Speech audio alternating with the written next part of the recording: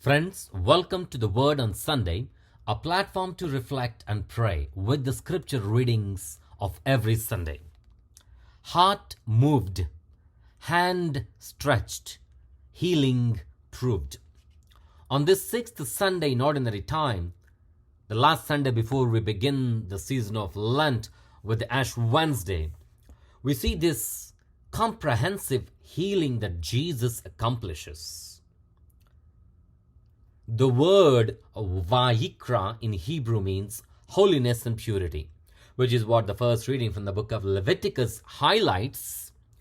How Moses and Aaron were told by the Lord about the purity and the prescriptions that someone had to fulfill if someone were affected with leprosy or some skin disease.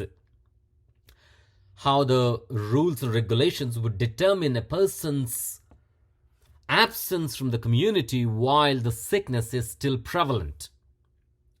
In the gospel reading, the man approached Jesus and requested cleaning, not healing. That's a very key fact that we need to pay attention to.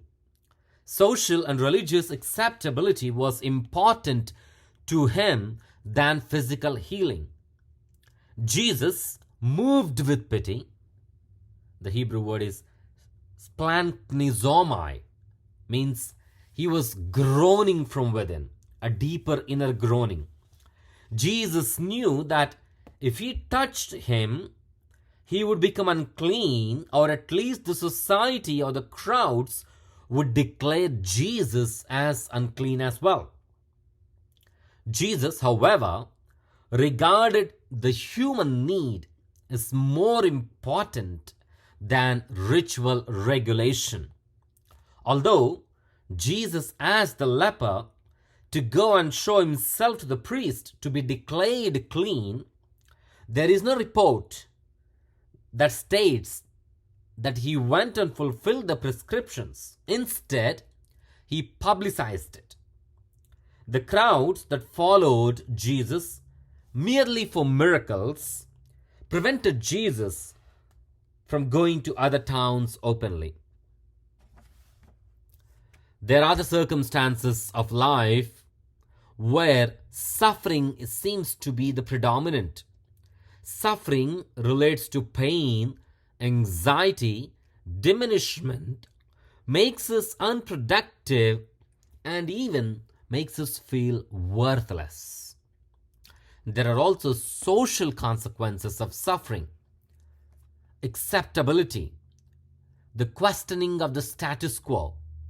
People may disconnect from a suffering person. But this is the good news. God's reign includes all. Jesus is not deterred to human suffering. He welcomes all who approach him.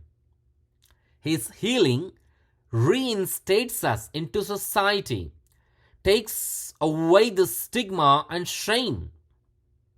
The alienated and suffering are embraced to become evangelizers. Like this man, he went and publicized the matter to a bigger group, a larger crowd.